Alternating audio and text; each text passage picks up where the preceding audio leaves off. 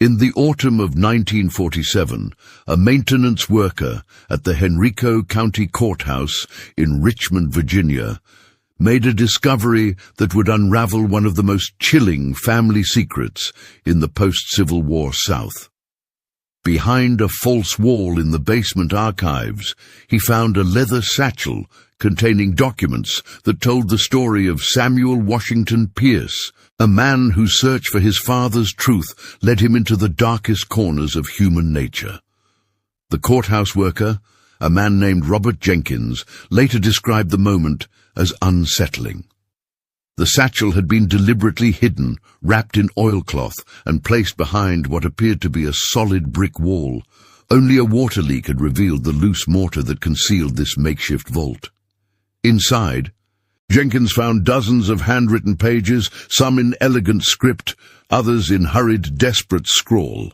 At the top of the first page, written in fading ink, were the words, "The true account of my father's chains, as told by his son, Samuel Washington Pierce, Anno Domini 1891. The story began in 1866, in a small settlement called Millbrook, nestled in the rolling hills of central Virginia, approximately 15 miles south of Richmond. It was here that Samuel Pierce first began to question everything he thought he knew about his father, Moses Pierce, and the circumstances of his freedom. Samuel had been born in 1838, the son of Moses Pierce and a woman named Ruth, whose surname was never recorded in any official document. What made Samuel's birth remarkable was not just the timing, 8 years before his father's supposed emancipation, but the fact that Moses Pierce was listed in the 1840 census as a free man of color, owning a small plot of land near the Appomattox River. For 28 years, Samuel had accepted his father's explanation of their family history.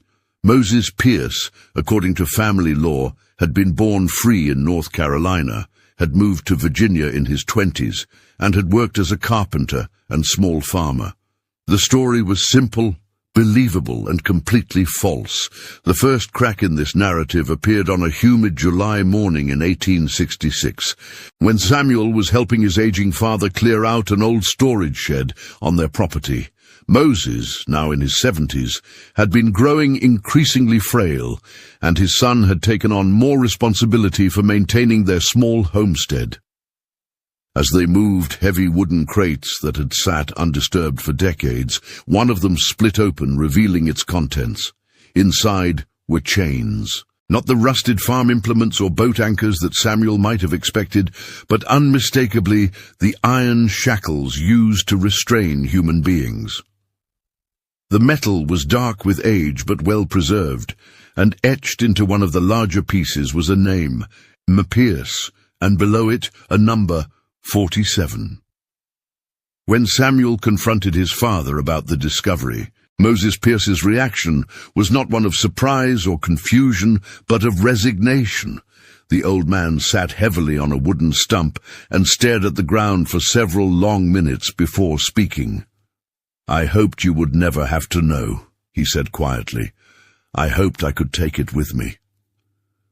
What followed was not a confession, but a carefully worded explanation that raised more questions than it answered. Moses Pierce admitted that he had indeed been enslaved, but claimed that the chains had been kept as a reminder of what he had overcome. He insisted that he had purchased his own freedom through years of extra work and had been legally emancipated in 1846. The papers, he said, had been lost in a fire years earlier. Samuel wanted to believe his father, but something about the explanation felt incomplete. The chains they had found were not the simple restraints typically used on plantation workers. They were elaborate, heavy, and bore the marks of long use. Moreover, the number 47 suggested a system of cataloguing that spoke to something far more organized and extensive than a simple plantation operation. Over the following weeks, Samuel found himself studying his father with new eyes. Moses Pierce had always been a quiet man, given to long periods of contemplative silence, but now those silences seemed weighted with unspoken history. The old man would sometimes stop mid-sentence when talking about the past, as if catching himself before revealing too much. It was during this period of growing unease that Samuel began to notice other oddities about his father's behavior. Moses Pierce never slept soundly, often rising in the middle of the night to walk the perimeter of their property. He kept multiple hiding places throughout their small house, and would sometimes count and recount a small collection of gold coins that he kept wrapped in cloth. Most disturbing of all, he would occasionally speak to people who weren't there, carrying on quiet conversations with invisible companions in a voice so low that Samuel couldn't make out the words. The neighbors in Millbrook had always regarded Moses Pierce with a mixture of respect and wariness. He was known as a skilled craftsman who could repair almost anything, but he rarely socialized and never attended community gatherings. Some of the older residents would sometimes make cryptic comments about the Pierce family, referring to things that had happened before the war, or mentioning Moses Pierce's special arrangements with certain prominent families in the area. Samuel's curiosity might have remained just that, idle wondering about a mysterious father, if not for a chance encounter in late August of 1866. While visiting Richmond to sell some of his father's carpentry work, Samuel stopped at a tavern near the James River. There, he overheard a conversation between two elderly white men that would change his understanding of everything. The men were discussing property disputes that had arisen since the end of the war, and one of them mentioned a case involving the estate of a man named Cornelius Whitmore. "Shame about old Whitmore," one of the men said. "Man had some valuable property that just disappeared when he died, including that experimental operation he was running with his coloreds." The other man nodded knowingly. "I heard he had some kind of special arrangement. Kept detailed records too. Wonder what happened to all those papers." Samuel might have dismissed this conversation as typical post-war gossip, except for one detail. He had seen the name Cornelius Whitmore before, carved into a wooden post in his father's workshop. When he returned home and examined the post more carefully, he found not just the name, but a date, 1847, and below that, a series of numbers and letters that looked like some kind of code. That night, Samuel confronted his father again, this time armed with the name Cornelius Whitmore. Moses Pierce's reaction was immediate and profound. The color drained from his face, and his hands began to shake. "Where did you hear that name?" he demanded, his voice barely above a whisper. When Samuel explained about the conversation in Richmond and the marking in the workshop, his father became agitated in a way Samuel had never seen before. Moses Pierce paced back and forth across their small living area, muttering under his breath, and occasionally stopping to stare out the window, as if expecting to see someone approaching. "You need to forget that name," Moses Pierce finally said. "You need to forget you ever heard it, and you need to stop asking questions about things that are buried and should stay buried." But Samuel's questions had only multiplied. Who was Cornelius Whitmore? What was the experimental operation the men had discussed? Why did the mention of his name terrify his father so completely? And most importantly, what was the truth about those chains they had found? The answers began to come in September of 1866, when Samuel made a decision that would haunt him for the rest of his life. Despite his father's warnings, he traveled to the Henrico County Courthouse to search for records related to Cornelius Whitmore and any property transfers that might involve the Pierce family. What he found in those courthouse records was worse than anything he could have imagined. Cornelius Whitmore had been a wealthy landowner who owned several properties in central Virginia, including a large estate near the James River. But Whitmore had also been something else, a man obsessed with what he called the psychology of human bondage, and convinced that traditional plantation systems were inefficient because they failed to break the spirit completely. According to documents filed with the court in 1843, Whitmore had received permission from local authorities to conduct what he described as research into the most effective methods of ensuring complete subjugation of the Negro population. The request had been approved by a panel of 3 judges, all of whom had noted that Whitmore's research could be valuable for maintaining order in the aftermath of growing abolitionist sentiment. The official records were clinical in their language, but they painted a picture of systematic experimentation that went far beyond anything Samuel had imagined possible. Whitmore had been granted permission to acquire subjects for his research through legitimate purchase, and he had been allowed to house them in specially constructed facilities on his property. The subjects, according to the records, would be isolated from other enslaved populations and subjected to various techniques designed to measure and enhance psychological compliance. Samuel found his father's name in a ledger dated 1847. Moses Pierce was listed as Subject 47 and described as male, approximately 35 years, acquired from estate of deceased J. Harrison, documented resistance to authority, selected for long-term study. Next to his father's name was a notation that made Samuel's blood run cold. Excellent subject for isolation techniques. Responds well to separation anxiety protocols. But it was the final entry in Moses Pierce's file that revealed the most disturbing truth. In 1854, 7 years after his father had supposedly purchased his own freedom, there was a brief notation. Subject 47, released to independent custody under ongoing observation agreement. Subject retains assigned identification, monitoring to continue indefinitely. Samuel understood now why his father had kept those chains, and why the mention of Cornelius Whitmore's name had terrified him so completely. Moses Pierce had never purchased his freedom at all. He had been released as part of some ongoing experiment, and for over 12 years he had been living under conditions that Samuel was only beginning to understand. That evening, Samuel returned home with copies of every document he had been able to locate. His father was sitting on their front porch, staring out at the road as if he had been waiting. When he saw Samuel approaching with papers in his hand, Moses Pierce simply nodded. "So now you know," he said quietly, "or at least you know part of it." What followed was the most difficult conversation of Samuel's life. His father, freed from the burden of secrecy by his son's discovery, began to tell the true story of his years with Cornelius Whitmore and the experiments that had been conducted at the remote estate near the James River. Whitmore, according to Moses Pierce, had been convinced that traditional methods of maintaining enslaved populations were crude and ineffective.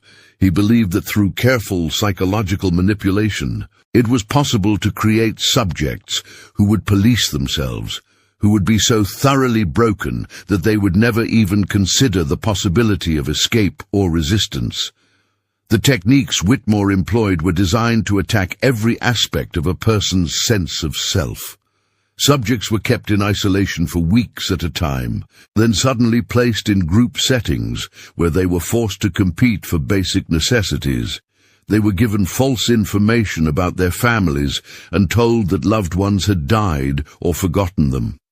They were subjected to unpredictable schedules, inconsistent rules, and constant surveillance. But the most insidious aspect of Whitmore's system was something he called voluntary compliance documentation.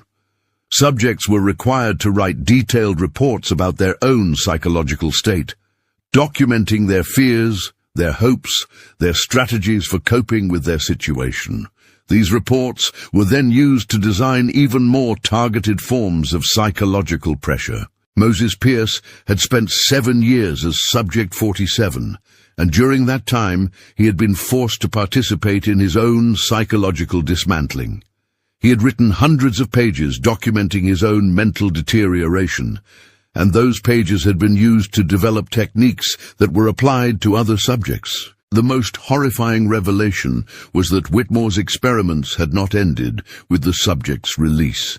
The ongoing observation agreement that had secured Moses Pierce's freedom in 1854 was part of a long-term study designed to measure the lasting effects of the psychological techniques that had been employed.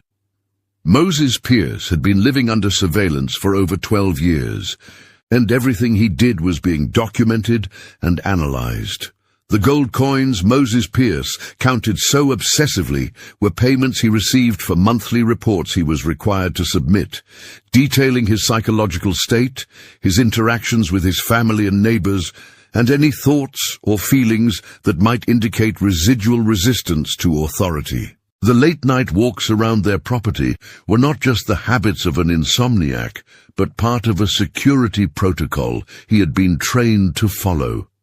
Most devastating of all, Samuel learned that his own birth and upbringing had been part of the experiment. Moses Pierce had been instructed to father children and to raise them according to specific guidelines designed to produce the next generation of psychologically compliant subjects. Every aspect of Samuel's childhood, his education, his social interactions, his relationship with his father, had been carefully orchestrated as part of Whitmore's research. As Samuel absorbed these revelations, he began to understand other aspects of his life that had never quite made sense. His father's insistence on isolation from the broader community, his emphasis on self-reliance and distrust of authority figures, his reluctance to discuss family history, all of these had been elements of an ongoing psychological experiment. But Moses Pierce had not been a passive participant in his son's manipulation. As the years had passed, he had begun to subtly subvert the requirements of his reporting, providing false information to his handlers, and gradually teaching Samuel to think independently, despite the constraints of their situation. The conversations with invisible companions that Samuel had noticed were actually rehearsals. Moses Pierce had been practicing different versions of his monthly reports, trying to craft responses that would satisfy his observers while protecting his son from deeper involvement in the experiment. The hiding places throughout their house contained not just valuables, but copies of every report Moses Pierce had submitted over the years, along with notes documenting the real truth about their family situation. He had been preparing for the day when Samuel would inevitably discover the truth, and he had wanted to ensure that his son would have access to the complete story. Over the following weeks, as Samuel processed the full scope of what he had learned, he began to make plans. He understood that his father was trapped in a situation that had no conventional escape, but he also recognized that the system depended on secrecy and the cooperation of its victims. If that secrecy could be broken, if the truth about Whitmore's experiments could be exposed, it might be possible to free not just his father, but potentially dozens of other subjects who were still living under similar arrangements. Samuel began by researching Whitmore's estate and the current status of the research operation. What he found was that Cornelius Whitmore had died in 1863. But his work had been continued by a group of associates who had formed what they called the Institute for Social Research, LAI. The institute operated out of a building in Richmond and claimed to be studying post-war reconstruction techniques, but Samuel recognized it as a continuation of the psychological experiments that had defined his father's life. The Institute's current director was a man named Dr. Frederick Ashford, who had been one of Whitmore's original research partners. According to public records, Dr. Ashford was a respected member of Richmond society, serving on several charitable boards and frequently publishing papers on the psychology of social order in prominent journals. Samuel's plan was straightforward but dangerous. He would gather evidence of the Institute's ongoing operations, document the experiences of as many subjects as possible, and present a comprehensive report to authorities who had not been compromised by association with Whitmore's original research. The risk was enormous. If he was discovered before he could present his evidence, he would likely disappear entirely, joining the ranks of subjects whose questioning had gone too far. The first challenge was identifying other subjects. Samuel knew that his father was not the only person living under ongoing observation, but the subjects had been trained to avoid contact with each other and to maintain the fiction of their normal lives. Samuel would have to find ways to make contact without triggering the surveillance systems that monitored their activities. He began by studying the payment records he had found among his father's papers. The monthly payments Moses Pierce received were drawn on an account at the Farmers and Merchants Bank in Richmond, and the payments followed a pattern that suggested multiple recipients. By observing the bank over several weeks, Samuel was able to identify other individuals who appeared to be collecting similar payments on a regular schedule. One of these individuals was a woman named Charlotte Thompson, who lived alone in a small house on the outskirts of Richmond. Like Moses Pierce, she maintained careful routines, avoided social contact, and displayed the subtle signs of someone living under constant psychological pressure. Samuel began following her discreetly, looking for opportunities to make contact without being observed. The opportunity came in October of 1866, when Charlotte Thompson made what appeared to be an unscheduled trip to a cemetery outside Richmond. Samuel followed at a distance and watched as she knelt beside a grave marked only with initials and a date, RT 1849 to 1852. When Charlotte Thompson left the cemetery, Samuel approached the grave and found that someone had left a small bundle wrapped in cloth. Inside the bundle was a letter written in a careful hand that began, "If someone is reading this, who should not be reading it, know that the truth is bigger than you think, and there are more of us than you know." The letter was signed Subject 31 and contained detailed information about the Institute's current operations. Charlotte Thompson, Samuel realized, was not just another victim of Whitmore's experiments. She was part of an underground network of subjects who had been secretly working to document and resist the ongoing research. The network included more than 20 individuals scattered across Virginia and North Carolina, all of whom had been subjects in Whitmore's original experiments and were now living under various forms of ongoing observation.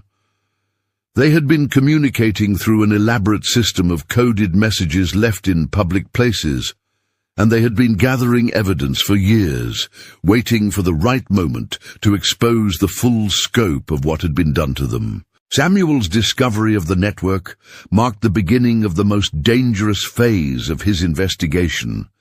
The subjects had been planning their exposure for years, but they had been waiting for someone with legal standing, someone who was not officially a subject and therefore not under direct surveillance, to present their evidence to authorities. Samuel understood the weight of what was being asked of him. If he agreed to serve as their representative, he would be committing himself to a course of action that would almost certainly result in his death if he failed. But he also understood that his father and dozens of other people would remain trapped in their psychological prisons unless someone was willing to take that risk. In November of 1866, Samuel made his decision. He would serve as the network's representative and present their evidence to the appropriate authorities. But first, he would document everything they had discovered in a comprehensive written account that could serve as a permanent record of Whitmore's experiments and their ongoing impact. The account Samuel wrote over the following months became the document that was discovered in the courthouse basement in 1947. It contained detailed descriptions of the psychological techniques that had been employed, copies of official documents authorizing the research, transcripts of testimony from multiple subjects, and a complete organizational chart of the Institute and its current operations.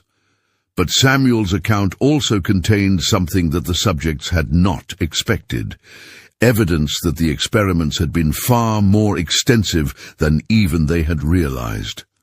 Samuel's research had uncovered connections between Whitmore's Institute and similar operations in other states, suggesting a network of psychological research facilities that had been operating throughout the South since the 1840s.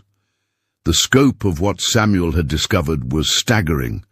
Thousands of people had been subjected to systematic psychological experimentation over the course of more than 20 years, and many of them were still living under ongoing observation and control. The network of subjects in Virginia was just one small part of a vast system that had survived the Civil War and was continuing to operate under new justifications and with new funding sources. Samuel's written account concluded with a detailed plan for exposing the entire network and freeing all of its subjects. The plan required careful coordination and precise timing, because the Institute's operators would move quickly to eliminate evidence and silence witnesses if they became aware of the investigation. The plan was never executed. In March of 1867, just as Samuel was preparing to present his evidence to federal authorities in Washington, he disappeared. His father found his room empty one morning, with no signs of struggle and no indication of where he might have gone. Moses Pierce waited for weeks for some word of his son's fate, but no message ever came. The other subjects in the network received word of Samuel's disappearance through their communication system, and they understood immediately what it meant. Their plan had been discovered, and they were now in greater danger than ever before. One by one, the subjects began to disappear as well. Some simply vanished from their homes, while others died in accidents that were carefully staged to appear natural. Moses Pierce lived for 3 more years after his son's disappearance, maintaining the fiction of his normal life while knowing that he was likely being watched even more closely than before. He continued to submit his monthly reports and collect his payments, but he also took steps to ensure that Samuel's written account would survive even if he did not. Moses Pierce died in his sleep in 1870, and his body was found by neighbors who had become concerned when he failed to appear for several days. The official cause of death was listed as heart failure, but there were aspects of the scene that troubled the local doctor who examined the body. Moses Pierce appeared to have died while sitting at his kitchen table, and on the table were 2 items: a set of keys to various hiding places throughout the house, and a note that read simply, "Tell the true story." The neighbors who found Moses Pierce's body followed his final instructions and searched the hiding places throughout the house. What they found was disturbing enough that they decided to consult with local church authorities rather than involving civil authorities who might have connections to the people mentioned in the documents. The church authorities, after reviewing the evidence, made the decision to hide the documents rather than risk the lives of additional people by attempting to expose the conspiracy. They sealed Samuel's account and the supporting evidence in a leather satchel and concealed it behind a false wall in the courthouse basement, where they hoped it would remain safe until a time when it could be safely revealed. That time never came during their lifetimes, and the secret of the hidden documents was passed down through a small group of church officials who maintained the conspiracy of silence for more than 70 years. It was only the accidental discovery by the maintenance worker in 1947 that finally brought Samuel Pierce's account to light. The maintenance worker, Robert Jenkins, brought the documents to the attention of courthouse officials, who referred them to federal authorities. A quiet investigation was launched, but it quickly ran into obstacles that suggested some elements of the original conspiracy were still active. Several of the federal investigators who began reviewing the case were transferred to other assignments without explanation. Others reported that they were being followed and that their homes had been searched by unknown individuals. The investigation was eventually classified and sealed, with officials citing national security concerns that were never publicly explained. The documents were returned to the courthouse archives, where they remained until 1968, when they were transferred to a federal facility as part of a routine archive reorganization. During the transfer, the satchel containing Samuel Pierce's account disappeared, and its current whereabouts are unknown. The few officials who had reviewed the documents before they disappeared reported that Samuel Pierce's account had identified more than 1,500 individuals who had been subjected to psychological experimentation over a period of more than 40 years. The experiments had continued well into the 20th century, evolving and adapting to new social and political circumstances, but maintaining the same basic goal of studying techniques for psychological control. The scope of the conspiracy suggested a level of coordination and institutional support that extended far beyond what Samuel Pierce had been able to document in his original investigation. Government agencies, academic institutions, and private research organizations had all been involved in supporting and funding the research, creating a network of complicity that made exposure extremely difficult and dangerous. Today, more than 80 years after Samuel Pierce began his investigation into his father's chains, the full truth about Cornelius Whitmore's experiments and their aftermath remains hidden. Researchers who attempt to investigate the case report encountering systematic obstacles, including missing records, sealed archives, and institutional resistance that suggests active efforts to maintain secrecy. The few surviving records that can be found in public archives hint at the scope of what was hidden, but they raise more questions than they answer. Government documents from the 1940s and 1950s contain oblique references to historical research irregularities and legacy subject management protocols that appear to be connected to Whitmore's original research, but the details remain classified or missing. Academic researchers who have attempted to study the psychological techniques developed by Whitmore and his associates report finding fragments of research papers and correspondence that suggest the experiments produced significant advances in understanding human psychological vulnerability. These advances appear to have been incorporated into various government and military programs over the decades, but the connections are carefully obscured and the original research remains inaccessible. What is clear from the available evidence is that Samuel Pierce's investigation uncovered something far more significant and dangerous than a simple case of historical abuse. The psychological experiments that began with Cornelius Whitmore in the 1840s appear to have evolved into an ongoing research program that may have continued well into the modern era. The techniques developed through the systematic torture and psychological manipulation of enslaved people were apparently too valuable to abandon when slavery itself was abolished.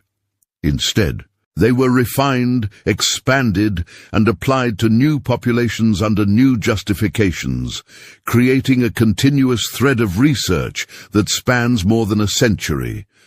The subjects of this research were not just the original victims like Moses Pierce, but their children, grandchildren, and successive generations who were born into systems designed to shape and control their psychological development from birth.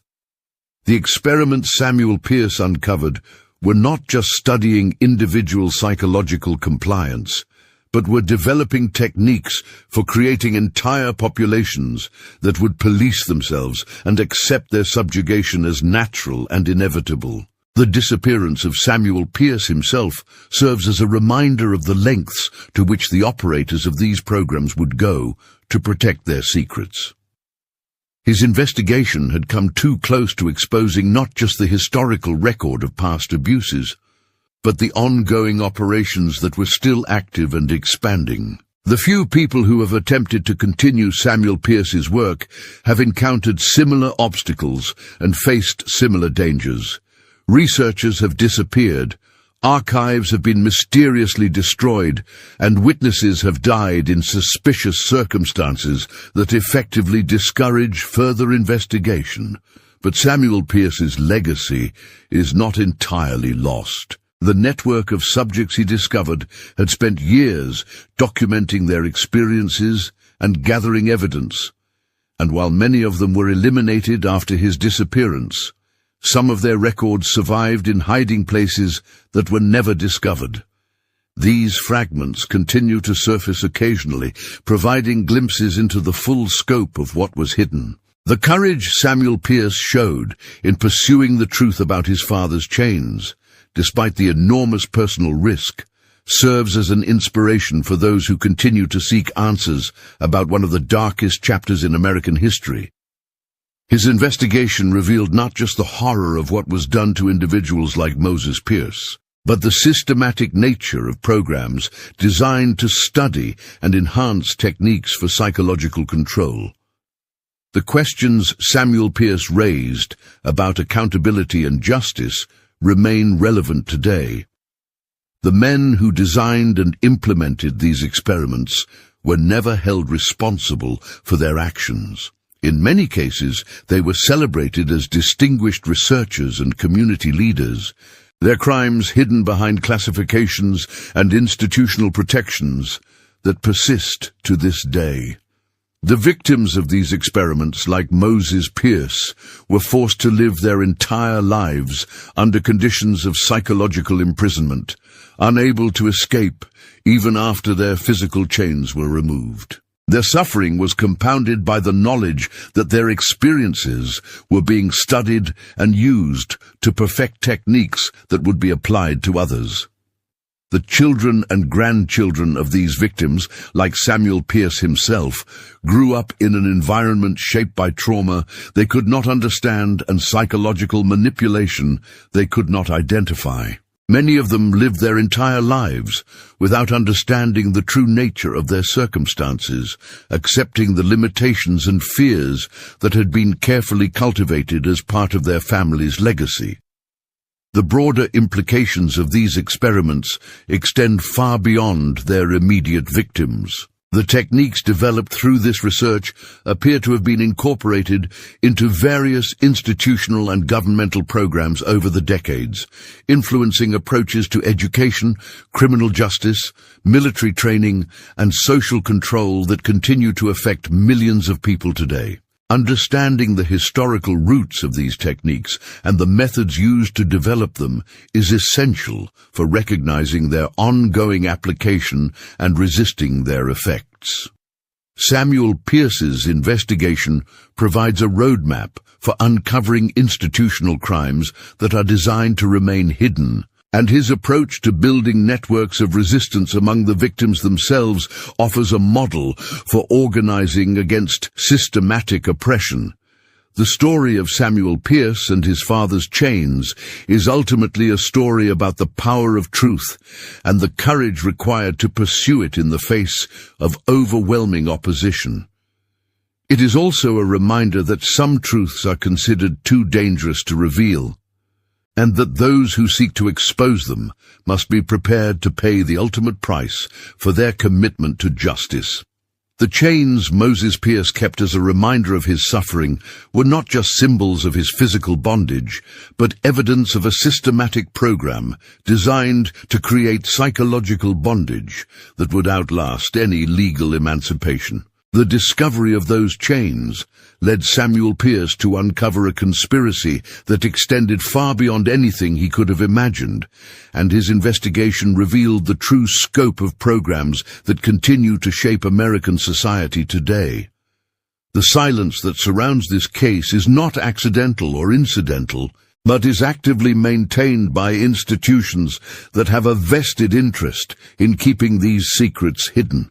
The disappearance of documents, the classification of records, and the systematic obstruction of research into these topics are not bureaucratic accidents, but deliberate policies designed to protect ongoing operations and prevent accountability for historical crimes. Those who attempt to break this silence face risks that go far beyond professional or academic consequences. The fate of Samuel Pierce and the other subjects who tried to expose these experiments serves as a warning that some knowledge is considered too dangerous to possess, and that institutions will take extreme measures to protect their secrets. But the truth has a way of surviving even the most systematic efforts to suppress it. The fragments of evidence that continue to surface, the testimonies that survive in hidden records, and the ongoing effects of these programs that can be observed in contemporary society all point to a reality that cannot be entirely concealed. Samuel Pierce's investigation into his father's chains opened a door that those in power have been trying to close for more than a century. His courage in pursuing the truth, despite the personal cost, created a legacy that continues to inspire those who seek to expose institutional crimes and demand accountability for historical injustices. The chains that Moses Pierce saved were not just evidence of what had been done to him, but a testament to his determination to ensure that the truth would eventually be revealed.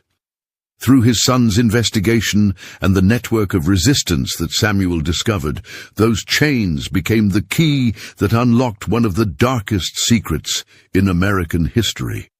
Today, more than 75 years after Samuel Pierce's disappearance, his investigation remains incomplete. The full scope of the experiments he uncovered has never been revealed. The perpetrators have never been held accountable, and the victims have never received justice. But his work continues through those who refuse to let these crimes remain hidden and who continue to seek the truth about one of the most systematic and long-lasting programs of psychological experimentation in human history. The disturbing legacy of Cornelius Whitmore and his associates serves as a reminder that the capacity for institutional evil is not limited to distant historical periods or foreign regimes. The techniques they developed and the programs they established operated for decades within American institutions, protected by secrecy and enabled by the complicity of respected members of society. Understanding this history is essential for recognizing how similar programs might operate today, and for developing the vigilance necessary to prevent their continuation. The psychological techniques that were developed through the systematic torture and manipulation of enslaved people have evolved and adapted over time, but their fundamental purpose, to create psychological compliance and prevent resistance to authority, remains unchanged. Samuel Pierce's investigation provides a model for uncovering and resisting these programs, but it also demonstrates the enormous personal cost that such resistance can entail. Those who choose to pursue this truth must be prepared for the consequences, and they must understand that they are challenging forces that have demonstrated their willingness to eliminate threats to their secrecy. The chains that started Samuel Pierce on his investigation were physical objects that could be held and examined, but they represented psychological chains that were far more difficult to identify and break. The true horror of what Moses Pierce endured was not just the physical restraint, but the systematic destruction of his sense of self and his ability to imagine freedom. The experiments that Cornelius Whitmore conducted were designed to create a form of psychological slavery that would be more complete and more durable than physical bondage. The techniques he developed were intended to make resistance not just difficult or dangerous, but literally unthinkable for his subjects. Samuel Peirce's investigation revealed that these techniques had been remarkably successful, not just in controlling individual subjects, but in creating systems of psychological control that could be maintained across generations. The children and grandchildren of the original subjects were born into environments that had been carefully designed to shape their psychological development and limit their capacity for independent thought. The ongoing surveillance and control that Moses Peirce lived under for more than 20 years was not just punishment for his past resistance, but an active research program designed to study the long-term effects of psychological conditioning and to develop new techniques for maintaining control over populations. The reports that Moses Peirce was required to submit were not just monitoring tools, but data collection instruments that provided researchers with detailed information about the psychological state of their subjects and the effectiveness of various control techniques. This information was then used to refine and improve the methods used to maintain psychological control over other subjects. The network of subjects that Samuel Peirce discovered was itself part of the experiment, as researchers studied how victims of psychological conditioning would interact with each other and whether they would be capable of organizing effective resistance.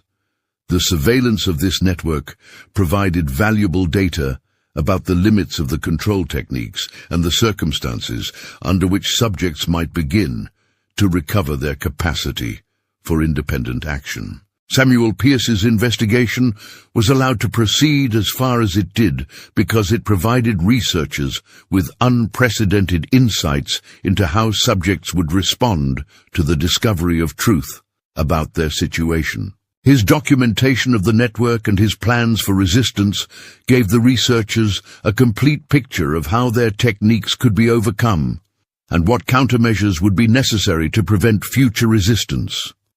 The disappearance of Samuel Peirce and the systematic elimination of the subject network was not just a defensive action to protect the secrecy of the programs, but a continuation of the research itself.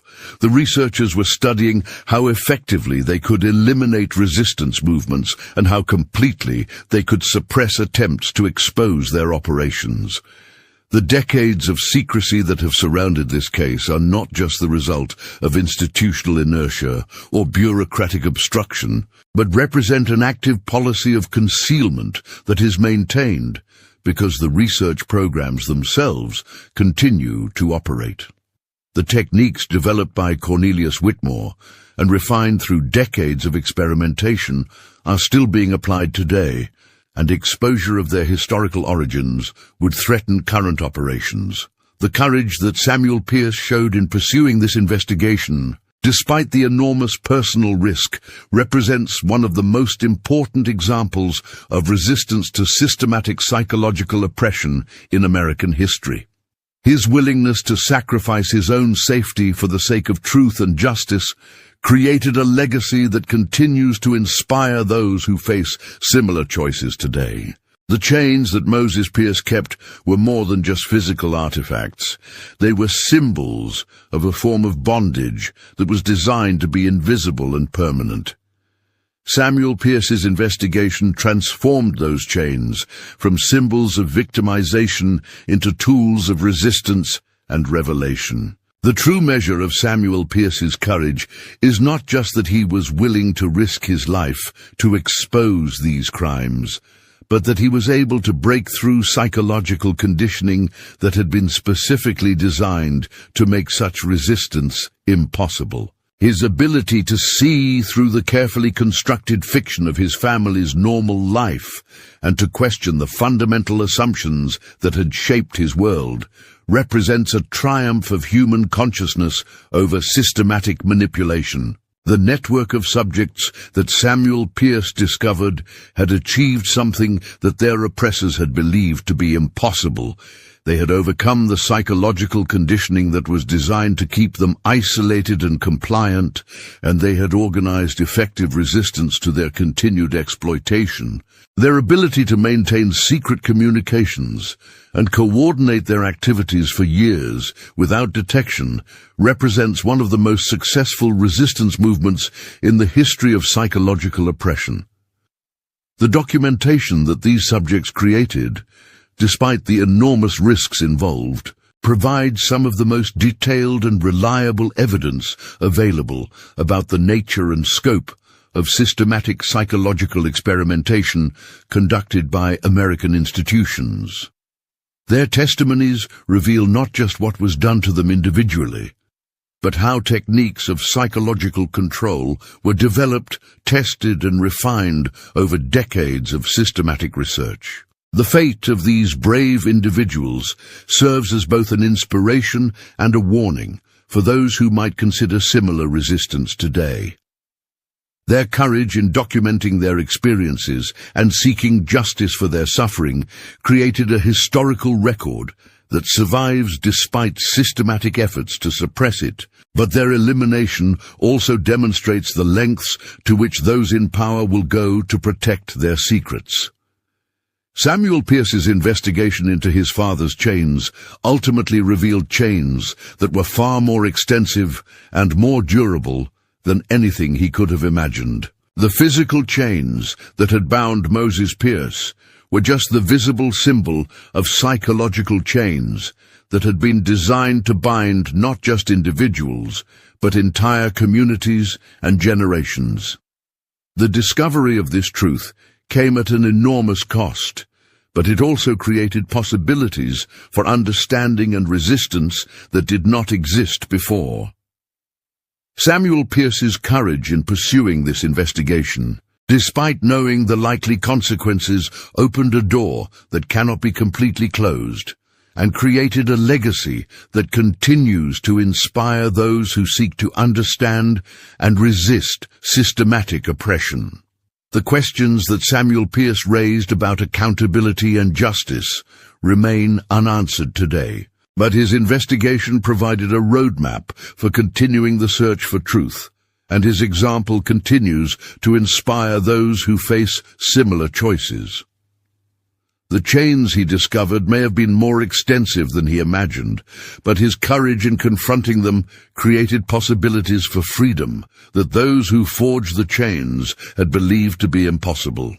The story of Samuel Washington Pierce and his investigation into his father's chains is ultimately a story about the power of truth to survive even the most systematic efforts to suppress it, and about the courage required to pursue that truth in the face of overwhelming opposition.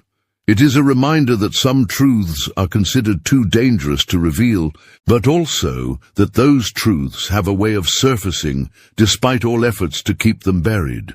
The chains that Moses Pierce saved as a reminder of his suffering became, through his son's courage and sacrifice, the key that unlocked one of the most important and disturbing secrets in American history.